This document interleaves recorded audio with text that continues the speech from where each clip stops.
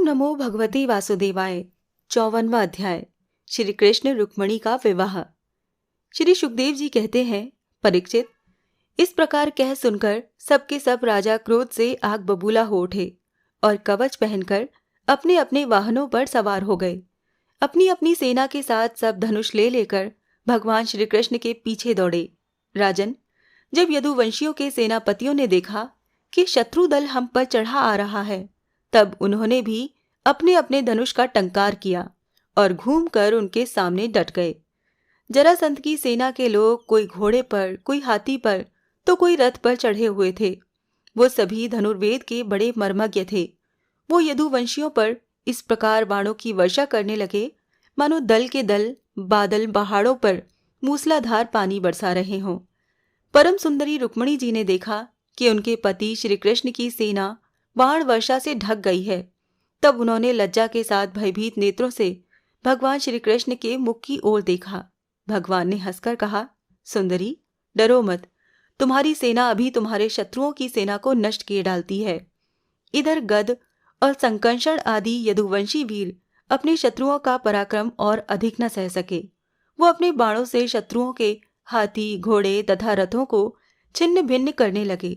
उनके बाणों से रथ, घोड़े और हाथियों पर बैठे विपक्षी वीरों के कुंडल, किरीट और पगड़ियों से सुशोभित करोड़ों सिर, खड्ग, गदा और धनुष युक्त हाथ पहुंचे।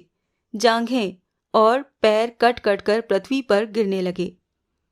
इसी प्रकार घोड़े, खच्चर, हाथी, ऊंट, गधे और मनुष्यों के सिर भी कट कट कर रणभूमि में लौटने लगे।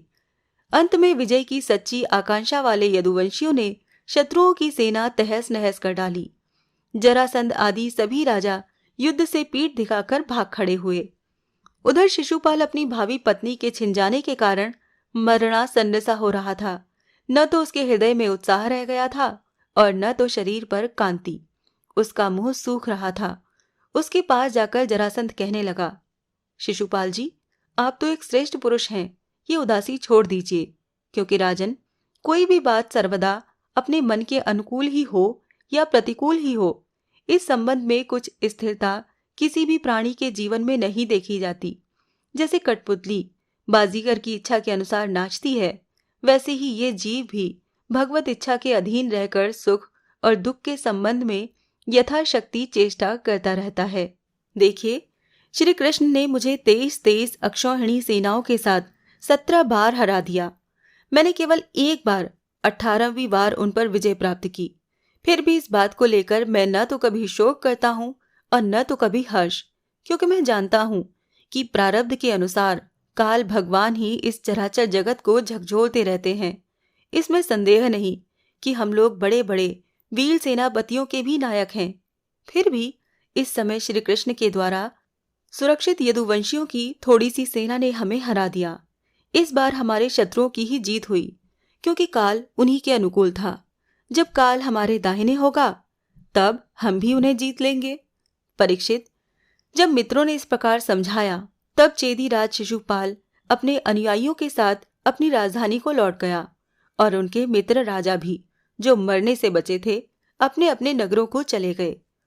रुक्मणी जी का बड़ा भाई रुक्मी भगवान श्री कृष्ण से बहुत द्वेष रखता था।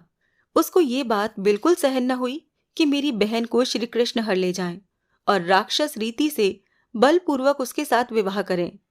रुक्मी बलि तो था ही। उसने एक अक्षौहिणी सेना साथ ले ली और श्री कृष्ण का पीछा किया। महाबाहु रुक्मी क्रोध के मारे जल रहा था। उसने कवच पहनकर और धनुष धारण करके समस्त नरपतियों के सामने ये प्रतिज्ञा की, मैं आप लोगों के बीच में ये शपथ करता हूं कि यदि मैं युद्ध में श्री कृष्ण को न मार सका और अपनी बहन रुक्मणी को न लौटा सका, तो अपनी राजधानी कुंडिनपुर में प्रवेश नहीं करूंगा। परीक्षित, ये कहकर वो रथ पर सवार हो गया और सारथी से बोला, जहां कृष्ण हो वहां शीघ्र से शीघ्र मेरा रथ ले चलो। आज मेरा उसी के साथ युद्ध होगा। आज मैं अपने तीखे बाणों से उस खोटी बुद्धि वाले ग्वाले के बलवीर्य को, घमंड को चूर चूर कर दूंगा। देखो तो उसका साहस, वो हमारी बहन को बलपूर्वक हर ले गया। परीक्षित, रुक्मी की बुद्धि बिगड़ गई थी। वो भगवान के तेज प्रभाव को बिल्कुल नहीं जानता था। इसी से इस प्रकार बहक बहक कर बातें करता हुआ वो एक ही रथ से श्री कृष्ण के पास पहुंचकर ललकारने लगा, खड़ा रहे। उसने अपने धनुष को बलपूर्वक खींचकर भगवान श्री कृष्ण को 3 बाण मारे और कहा, एक क्षण मेरे सामने ठहर। यदुवंशियों के कुल कलंक जैसे कौआ होम की सामग्री चुराकर उड़ जाए, वैसे ही तू मेरी बहन को चुराकर कहाँ भाग रहा है? अरे मंद, तू बड़ा मायावी, कपट युद्ध में कुशल। आज मैं तेरा सारा गर्व खर्व किए डालता हूँ। देख, जब तक मेरे बाण तुझे धरती पर सुला नहीं देते, उसके पहले ही इस बच्ची को छोड़कर भाग जा। रुक्मी की बात सुनकर भगवान श्री कृष्ण मुस्कुराने लगे। उन्होंने उसका धनुष काट डाला और उस पर 6 बाण छोड़े। साथ ही भगवान श्री कृष्ण ने 8 बाण उसके 4 घोड़ों पर और 2 सारथी पर छोड़े और 3 बाणों से उसके रथ की ध्वजा को काट दिया। तब रुक्मी ने दूसरा धनुष उठाया और भगवान श्री कृष्ण को 5 बाण मारे। उन बाणों के लगने पर उन्होंने उसका वो धनुष भी काट दिया। रुक्मी ने इसके बाद एक और धनुष लिया, परंतु हाथ में लेते लेते अविनाशी अच्युत ने उसे भी काट दिया। इस प्रकार रुक्मी ने परिग, पट्टिश, शूल, ढाल, तलवार, शक्ति और तोमर जितने अस्त्र शस्त्र उठाए, उन सभी को भगवान ने प्रहार करने से पहले ही काट दिया। अब रुक्मी क्रोधवश हाथ में तलवार लेकर भगवान श्री कृष्ण को मार डालने की इच्छा से रथ से कूद पड़ा और इस प्रकार उनकी ओर झपटा जैसे पतंगा आग की ओर लपकता है। जब भगवान ने देखा कि रुक्मी मुझ पर चोट करना चाहता है, तब उन्होंने अपने बाणों से उसकी ढाल तलवार को तिल तिल करके काट दिया और उसको मार डालने के लिए हाथ में तीखी तलवार निकाल ली। जब रुक्मिणी जी ने देखा कि ये तो मेरे भाई को मार ही डालना चाहते हैं, तब वो भय से विहल हो गईं और अपने प्रियतम पति भगवान श्री कृष्ण के चरणों पर गिरकर करुण स्वर में बोली, देवताओं के आराध्य देव, जगतपते, आप योगेश्वर हैं। आपके स्वरूप और इच्छाओं को कोई जान नहीं सकता। आप परम बलवान हैं, परंतु कल्याण स्वरूप भी तो हैं। प्रभु, मेरे भाई को मारना आपके योग्य काम नहीं है। श्री सुखदेव जी कहते हैं, रुक्मिणी जी का एक एक अंग भय के मारे थर थर कांप रहा था। शोक की प्रबलता से मुंह सूख गया था, गला रुंध गया था। आतुरतावश सोने का हार गले से गिर पड़ा था और इसी अवस्था में वो भगवान के चरण कमल पकड़े हुए थीं। परम दयालु भगवान उन्हें भयभीत देखकर करुणा से द्रवित हो गए। उन्होंने रुक्मी को मार डालने का विचार छोड़ दिया। फिर भी रुक्मी उनके अनिष्ट की चेष्टा से विमुख न हुआ। तब भगवान श्री कृष्ण ने उनको उसी के दुपट्टे से बांध दिया और उसकी दाढ़ी, मूछ तथा केश कई जगह से मूंढकर उसे कुरूप बना दिया। तब तक यदुवंशी वीरों ने शत्रु की अद्भुत सेना को तहस नहस कर डाला, ठीक वैसे ही जैसे हाथी कमल वन को रौंद डालता है। फिर वो लोग उधर से लौटकर श्री कृष्ण के पास आए तो देखा कि रुक्मी दुपट्टे से बंधा हुआ अधमरी अवस्था में पड़ा हुआ है। उसे देखकर सर्वशक्तिमान भगवान बलराम जी को बड़ी दया आई। उन्होंने उसके बंधन खोलकर उसे छोड़ दिया तथा श्री कृष्ण से कहा, कृष्ण, तुमने ये अच्छा नहीं किया। ये निंदित कार्य हम लोगों के योग्य नहीं है। अपने संबंधी की दाढ़ी मूछ मूंढकर उसे कुरूप कर देना, ये तो एक प्रकार का वध ही है। इसके बाद बलराम ने रुक्मिणी को संबोधन करके कहा, साध्वी, तुम्हारे भाई का रूप विकृत कर दिया गया है। ये सोचकर हम लोगों से बुरा न मानना, क्योंकि जीव को सुख दुख देने वाला कोई दूसरा नहीं है।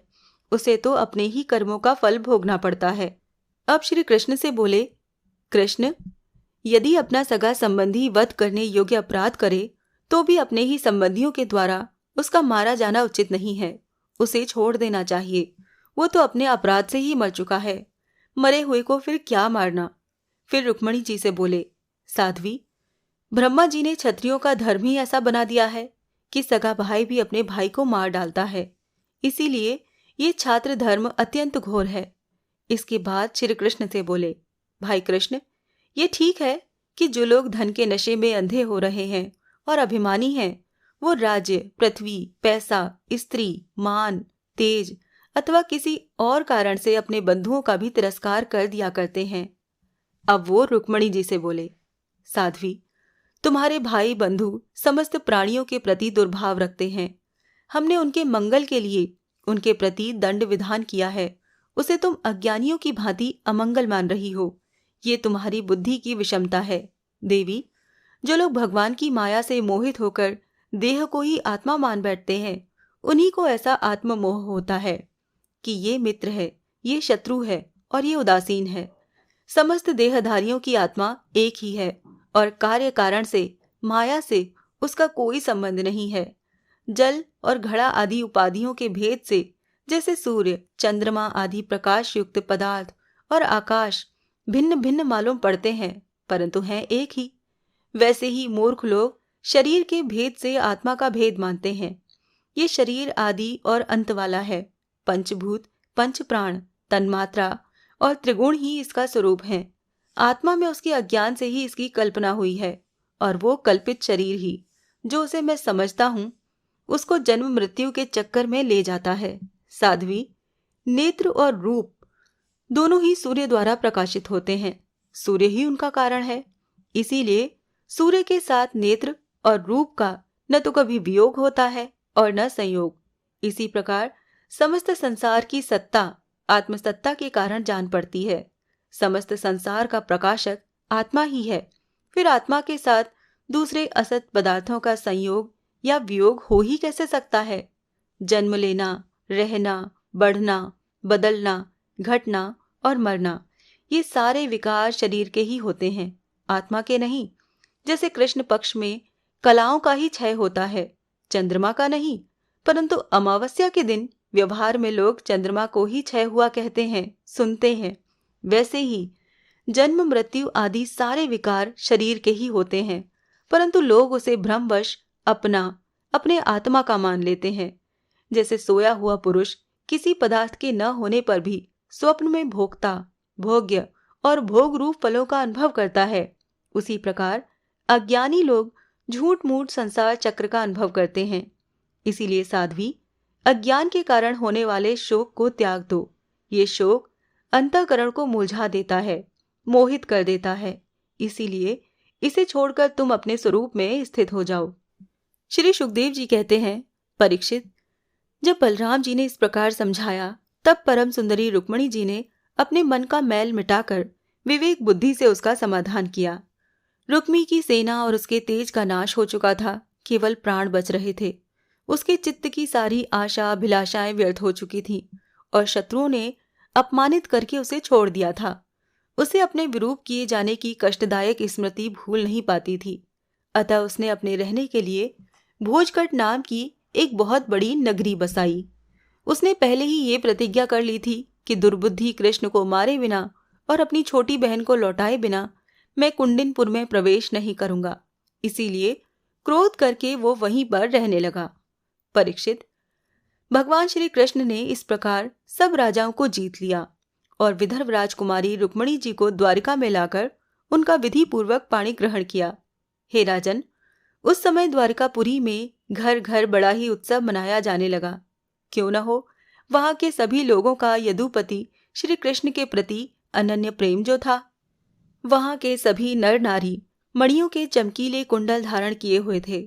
उन्होंने आनंद से भरकर चित्र विचित्र वस्त्र पहने दूल्हा और दुल्हन को अनेकों भेंट की सामग्रियां उपहार में दी। उस समय द्वारिका की अपूर्व शोभा हो रही थी। कहीं बड़ी बड़ी पताकाएं बहुत ऊंचे तक फहरा रही थीं। चित्र विचित्र मालाएं, वस्त्र और रत्नों के तोरण बंधे हुए थे। द्वार द्वार पर दूब, खील आदि की मंगल की वस्तुएं सजाई हुई थीं।